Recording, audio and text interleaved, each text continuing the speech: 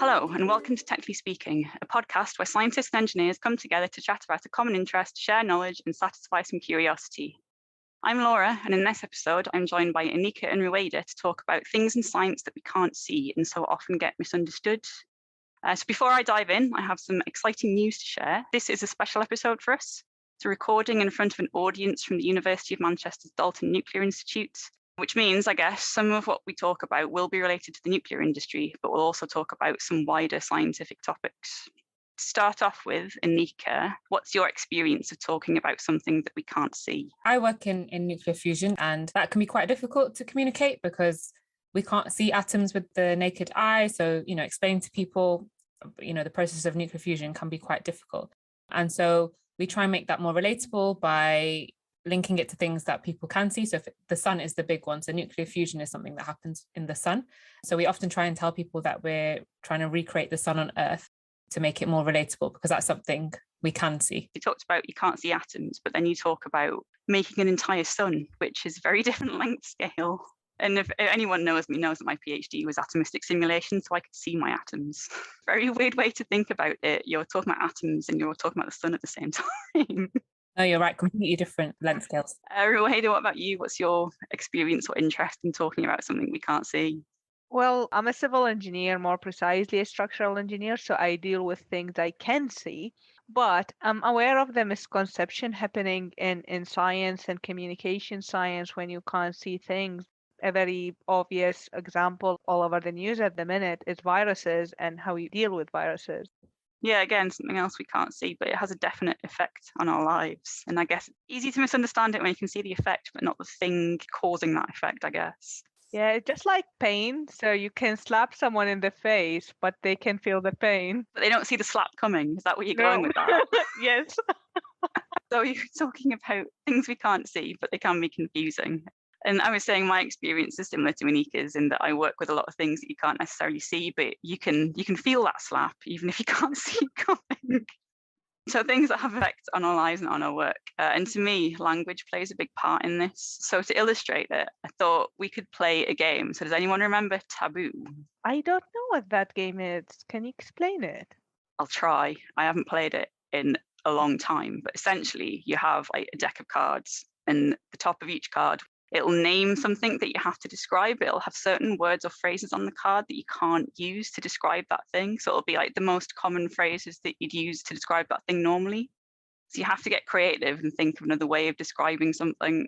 So Rwayda, if I was going to try and describe to you like a bridge, I'd have to say it without saying things that would have meaning to you, like it has a span of something or other. Right. So I have an object in my hand that I've been waving around. I'm going to use 3 sentences to describe it, and you have to try and guess what it is. So the first thing is that it's made from one of the most abundant elements on Earth.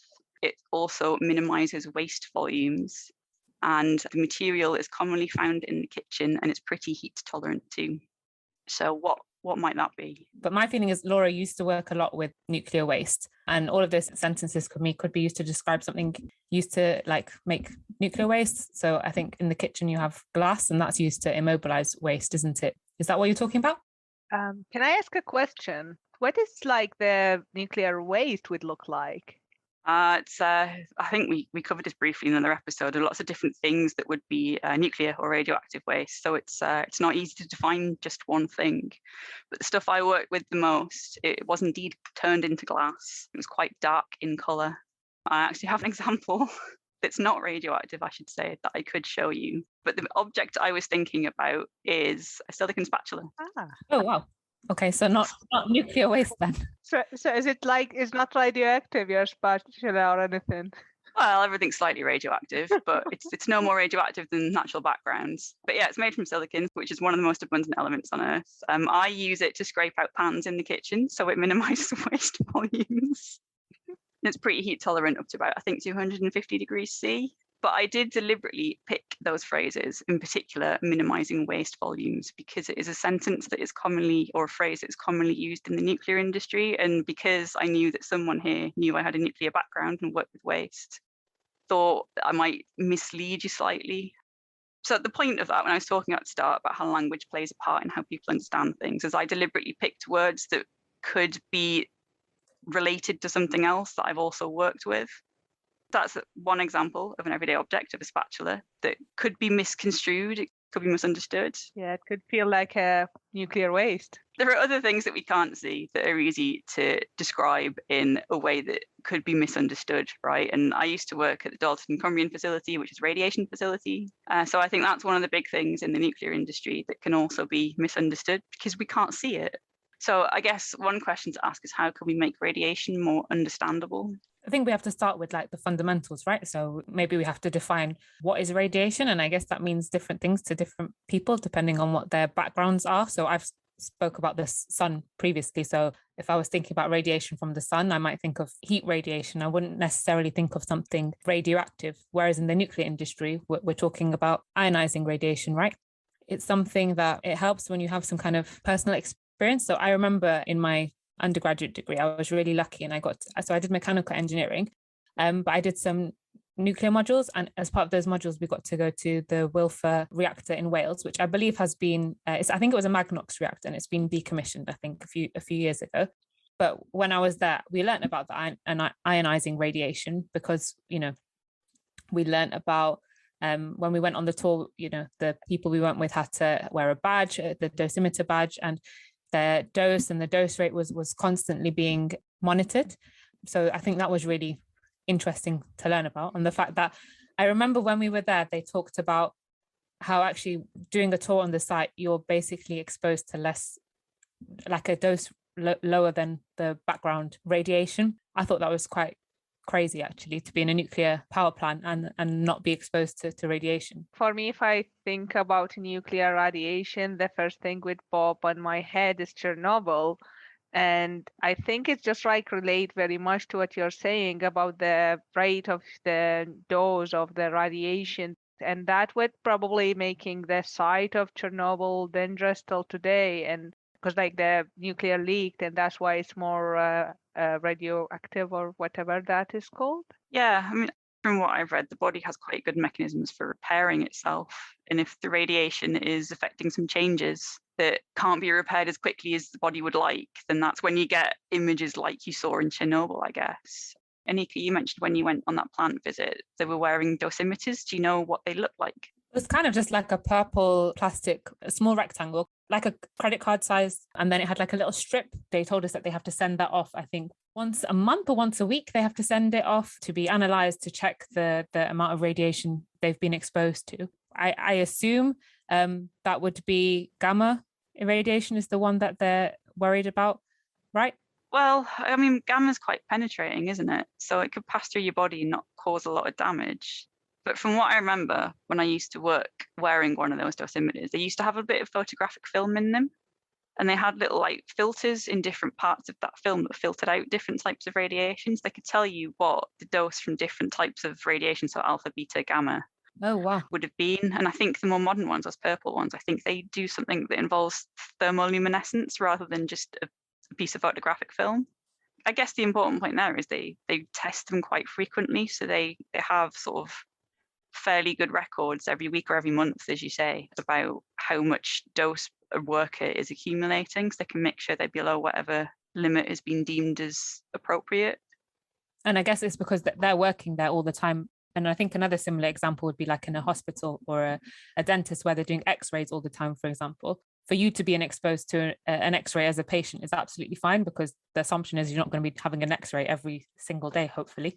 But obviously the people taking the x-rays, they have to leave the room and take precautions, because if that builds up over time, then that's unsafe for them.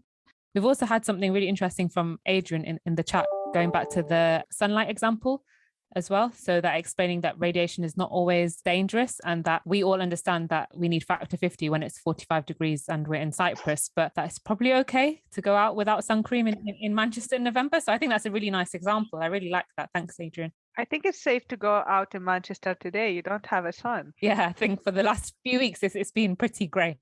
Good point. It depends on the intensity, similar to the ionizing radiation dose rate. I guess we should probably define what we mean by ionizing. You mentioned that about 5 minutes ago and we haven't really explained it. Yeah, I was about to ask about this. Yeah, so to me, it's the ability to knock electrons off an atom. Okay, that's simple. Yeah, so you can imagine that if chemical bonds are made from atoms joining together through that chemical electron interaction. You can say I'm not a chemist. I keep saying this. You can break chemical bonds. You can also make chemical bonds form depending on the exact composition of your material. Interesting. There are some instances where radiation is useful. Aneeqa already mentioned healthcare. Car tires are irradiated. So it makes the material, the polymers in it cross-link. I might be getting in dangerous territory saying polymer. But essentially it makes the rubber stronger, so it has better grip. So it actually makes the car safer. I never knew that. I didn't know that. No, very few people do. It's interesting, isn't it? Radiation is used to process quite a lot of things, but no one really talks about it. Also food, right? I've heard that they use irradiation to sterilize or make like maybe meat products or something like this that they use it for. I've heard something along those lines. Yeah, some nations do. I want to say that some spices are irradiated before they come to the UK, so it kills the bacteria, makes the spice or the meat or whatever it is last for longer. Is that when you dry them in the sun, or is it this another procedure? Like, is it the simple old procedure of drying stuff in the sun? Yeah, I guess it's things that you wouldn't normally dry out, like strawberry, say. You wouldn't want to dry strawberry. I don't know how it tastes like. You can pass them through these big sort of conveyor belt things that shine possibly gamma rays, again, not too sure, at a dose rate that will kill the bacteria but preserve the sugars and whatever else is in the strawberry so it still tastes good. So I guess what's interesting to see, there are lots of ways radiation can be used for benefit, but there's a lot of fear around radiation.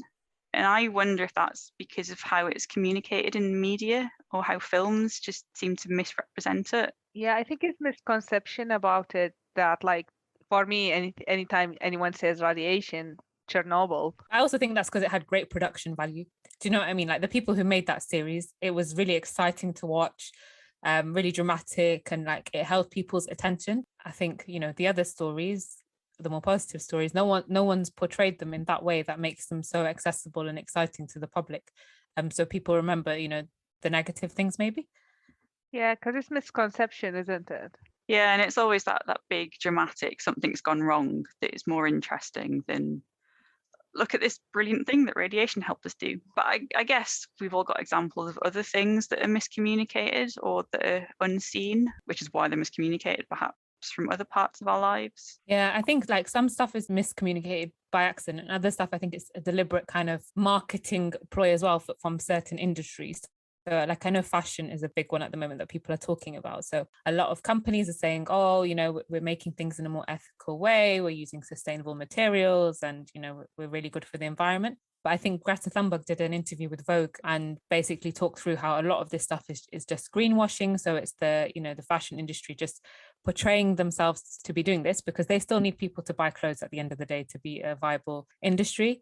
And Greta's kind of point of view was that actually while you're consuming so much stuff, you are contributing still to climate change, because I think the fashion industry is like one of the biggest, I want to say it's like it makes 8% of CO2 emissions, but I think we need to fact check that because I can't remember, but it's a ridiculous amount. Like it's several countries worth of emissions from the fashion industry. And the point of Greta was that like, yeah, we just don't need to consume as much. That's the best way you can be sustainable, but that doesn't fit with the fashion industry making money. So I think that's a nice example of kind of deliberate miscommunication from the fashion industry to make people think that they're making better choices, but actually the choices to not buy things would be better than buying things that are so-called sustainable in inverted commas. I guess the challenge there is like, how do you define sustainable? Mm-hmm. How do you get across how a global industry operates to someone that just wants to wear clothes so they're not cold and uncomfortable or covering up from the sun? I think it's so nuanced, isn't it? Sustainability, because you have to think about every kind of aspect of the supply chain, and people just don't do that. Like we all use mobile phones, but we don't think about, you know, where bits in our mobile phones are coming from. Or I know veganism is big at the moment. I'm an ex-vegan, so apologies to anyone who may still be vegan, but a lot of the time people say that it's great and it's a really sustainable way of living, but it's not that simple. How certain, you know, products are farmed, or how workers are treated in the production, or you know, in farms and things like that, can be really terrible. And for me, that's not sustainable. So I think we need to be more nuanced as a society when we're trying to describe and explain these concepts. Also, like some people are vegan for like health issues, so we're not touching on those? No. We don't want yeah. anyone to get funded. Yeah, I guess everyone's got their reasons for doing something. But I mean, I guess so Greta's saying just don't buy clothes, don't consume as much. But then I can imagine that that would have a negative effect on the societies that are built up around whatever that industry is. I guess it depends on how that company does its business and whether it looks after the people and the environment that it operates in. Which, yeah, you're right, it's difficult to know. I know in finance, there is something called ESG scores. So there's obviously some calculation to determine whether a company is doing things sustainably or not, if they can come up with a score. But I also know there's some debate about how useful those scores are. It depends on the method that you've used to arrive at that number, I guess. Yeah, so because like how would you define how sustainable thing is? Is it the year that you use it? Is it how durable it is, or is it the material behind it? Yeah, I just seen that we've got a message in the chat that the fashion industry is responsible for 10% of annual global carbon emissions, which is more than flights and maritime shipping combined. And I think there's an inference that it's continuing to increase its emissions. So we're consuming more fashion when perhaps we shouldn't be. Well, we're talking about misconceptions, and something like recently in the media, like all over now, is vaccines and anti-vaccine propagandas. So I think whoever create these propagandas playing on people fear, which is something we can see like pain. So when you play on people fear, you will relate that to something to lead to a huge misconception. And recently in the news, I was reading that I'm a Legend movie. It created a bit of a misconception about the vaccine would change people to zombies, because in the movie, like they injected the population with something to help with cancer, and they ended up with 99% of the people die, and the rest got turned into zombies because of the vaccine. And the anti-vaccine propaganda people promoted that movie to say this is the future, ending up like the screenwriter of the movie tweeting about saying, well, this is fictional and you should not believe that. So you can see like how misconception will play on people fear and get people to believe unbelievable things like a movie. I saw some of that, the anti-vax stuff that was about I Am Legend, and I don't think they actually said this will happen. They just kind of posted a picture and vaguely linked it to vaccines and let people, I guess, make the link themselves. So like people's imagination could then just go crazy, and often what's in your imagination is worse than what you see in films, right? Yeah, it's again something you can't see.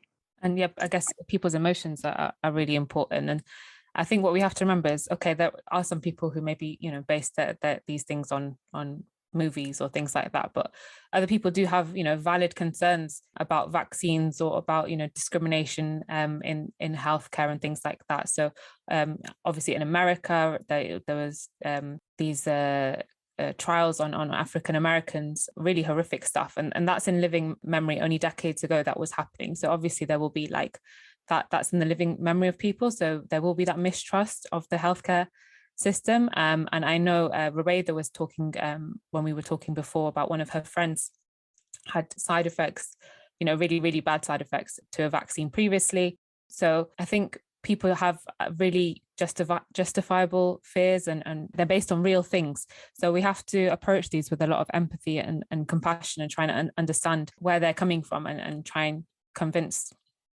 why it's actually good to take this vaccine, even though there is that risk still there. Yeah, because you have sometimes like the benefit would outcome the risks. And I think like certain decisions were made in the UK on what type of vaccine to give people based on this assessment of risk vs benefits to people. So a lot of these fears come from like your formative years, right? And what you saw when you were growing up. And like, I mean, for me, I grew up, vaccines were a standard thing. There would be like every year in school, our school group would get given an immunization that was appropriate for their age group. So I think for me, it was just something I was used to. And we also had like, wasn't related to viruses, but sort of more widely healthcare in general. We had a dentist come into school when I was about, 8 years old. And you stain your teeth with some dye that showed up all the stuff that's still on your teeth, even after you've just brushed them. And it sort of pointed out how much stuff is still there, even though you think it's clean. And it took a lot of effort to get the stain off. So that stained plaque and bacteria and whatever else. So I think little examples like that kind of showed me, like, there's an expert telling me to do something and I can see why. And if I don't do this, I'll get ill, because I did get quite a lot of colds when I was ill. So again, related to viruses. Yeah, well, that's interesting you said that, because my younger sister got an eye test, because they test our eyes in the schools as well. And when she got her eye test, she was in the second grade, so she's pretty young to know that she can't see well. And we found out that she needed glasses from the school test.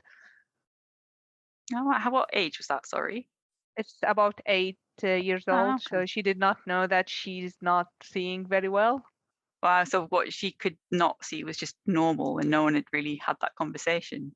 Yeah, because she did not know at that, like, she's like pretty young, that so, but we kind of noticed she's being weird with reading stuff, but like the school books would have a huge letters at this age, so you won't notice that much. And when they had the eye test, it seems she had quite a bit of problem with her eyes, so she had to wear glasses. But without that test being in the school, we would have like missed that till later age. So I guess, yeah, again, what you experience in school and the people that teach you makes a big difference. But I can certainly see, if you didn't have those sorts of experiences growing up, if you'd never been introduced to that dentist that showed you how bad your teeth are, even though they look clean, or to have health checks or immunizations in school, you might have a very different approach. And for me, something else you can't see, so we touched on this a bit earlier, so viruses are pretty small, so you can't see them. But atoms are even smaller. Your I know. atoms again. Yeah, I love my atoms. Aneeqa mentioned, like, we can't really see what's in our smartphones. We just kind of pick them up and use them. But I know that the technology in smartphones has gotten more and more complicated, which is why they last longer and they can do more things and they're more powerful. But that means there's a wider variety of chemical elements in there which need to be mined. They have to come from somewhere, and normally they come out of the ground. But I have no clue really what is in my phone and where it comes from. Well, I know they use them now to make the Olympic medals. Yeah, I'd heard that, recycled phones. So is there a lot of like gold and silver in them?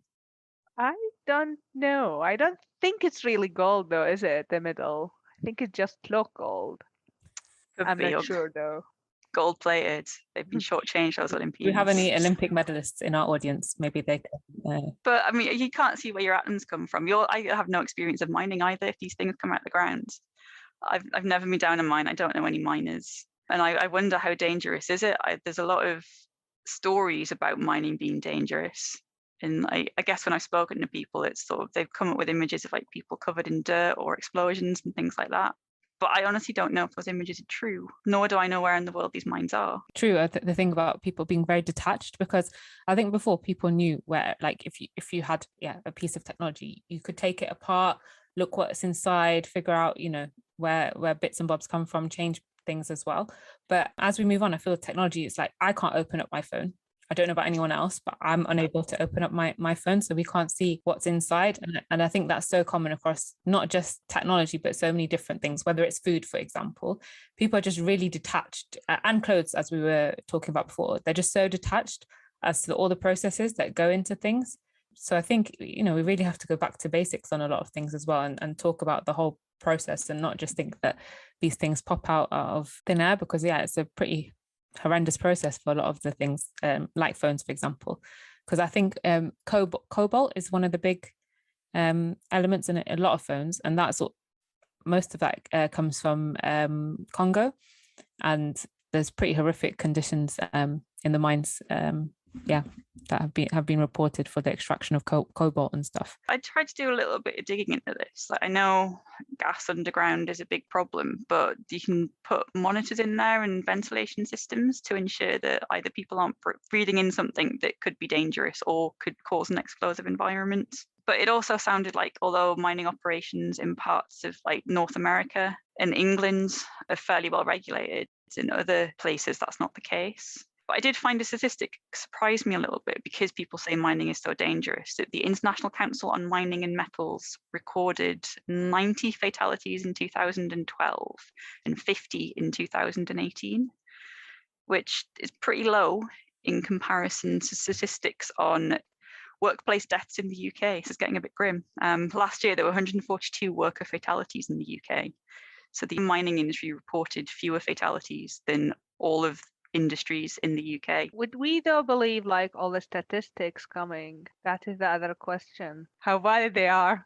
It's a very good question. It's there's a bit of debate about how the mining industry reports their fatalities and how accurate they are. Some of them don't class like a fatality that's due to transportation rather than the mining operation itself as a fatality. And I guess if that mining operation is producing a lot of dust or some other pollutant, which might be affecting a local community, I can't imagine that that is recorded as part of the mining company statistics. So yeah, you're going to say lies, damn lies and statistics. Seems to where we're going with this. Yeah, it's like because like it would depend on the way you measure stuff. Like because you'll have this like this key point that you would measure against. So maybe you would classify someone who fall in the website as an injury, but eventually he could eventually die, though you won't classify it as a fatality at the end because he did not die on the site, and that would be a different definition between different I think different government and industries. I think what they would need to have the same sort of regulation all over. It's a more global like regulation, so you could kind of measure stuff against each other because you can't really measure things if they were not measured in the same way. If that makes sense. Yeah, I get what you mean. You need your standard methodology if you're gonna. I was going to say do an experiment. It's not what I mean at all. I was thinking about taking it back to science. But yeah, I guess how do you get across to a person sitting here using their phone? How do you get across where all those things have come from if it's a global industry? And I guess that has links into climate change as well. It's another big globally affecting thing. And we can't really see CO2 or any of the greenhouse gases, but we can see the effects of it. But even those effects are kind of, they're not obvious. If it's a slow change in the weather, then how seems to be what climate deniers say, isn't it? That this is just a natural process. I think like the what happened this year with the forest fires had shed much more light on the importance on how climate change is working and how it's important that we would need to take more care about our planet. It's difficult though, isn't it? Because as Laura was saying, some people, they see these events and they just say, oh, it's the weather, it's something that happens, but it's just the frequency of it. And that goes back to the dose and the dose rate stuff as well, isn't it? It's the frequency of things. It's not just the intensity. It's not just that it happens. It's how often it's happening. And yeah, making people aware that they're all kind of linked together is really challenging, especially, you know, here there's all this talk about, oh, we're going to net zero. But the reality is we export so much of our CO2 emissions. What does that mean that the UK is going to net zero when we're still getting all of our, you know, phones from other countries where they're being manufactured, or our clothes are being manufactured elsewhere, or our food is being grown elsewhere? We still rely on all these things. So I think people need to be more open and honest as well when they're talking about stuff, and more holistic. I don't know if that's the right word, but stop looking at just one tiny thing, but kind of look at the bigger picture. And yeah, they're kind of more honest in the stories that they're telling, because that's what it comes down to at the end of the day, isn't it? It's storytelling. That's what we're doing when we're communicating. What you're getting is like you need to trust the expert, even if the expert was much younger than you. I guess take the example of climate change. If I've done my PhD in climate change and been researching it for 5 years before that, I probably know quite a lot about it. Yeah. So, and if it's quite a nuanced, complex thing, that expert should understand those nuances. Yeah. Yeah, it's like the kid, I see dead people. The Sixth Sense, Rwayda. Yeah, it's the Sixth Sense. He's the expert. He's seeing dead people. He's seeing the thing that no one else can see. Yeah. But he's a small child, so who's going to believe him? Exactly. Not Bruce Willis. Not Bruce Willis. Spoiler alert for that movie. But yeah, it's quite a good analogy though. If you can't see something and someone else can, who's right? Who's the crazy person? Are there any crazy people, or is it just a different perspective? You reminded me of the dress that some people were seeing the dress as blue or white. And it somehow had to do with the lighting and the reflection in your head. So some people could see it as a blue dress and some people could see that as a white dress. Yeah, I still didn't quite understand the justification of how it appears different to certain people. But it seemed a bit like not specific to me. Say, oh, it's just the lighting. Yeah, I could see it was blue. for me, I think. Wasn't? Yeah, I think it was blue for me. Yeah, it's like we were all looking at the same picture, so surely the lighting in the picture would have been standard. I feel like there must be some more complexity to that than people were talking about, and the experts probably understood it, but maybe it hadn't been communicated very well when it went viral. Yeah, misconception and miscommunication again.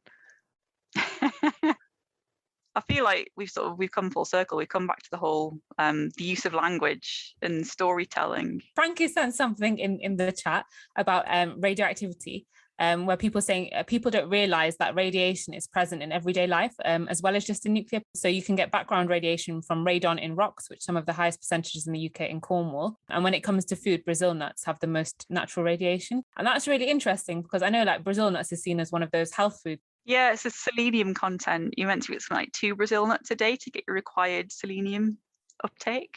But so if you then spun it and say, oh, you get really, you get natural radiation from them as well, I wonder if people would have the same perception. And then we've had a comment from Adrian as well, saying having people and experts you can trust is really important. Perhaps why Greta Thunberg has been so influential. We feel that her young age means she's speaking with personal conviction, not for some ulterior motive. And I think that's a really good point.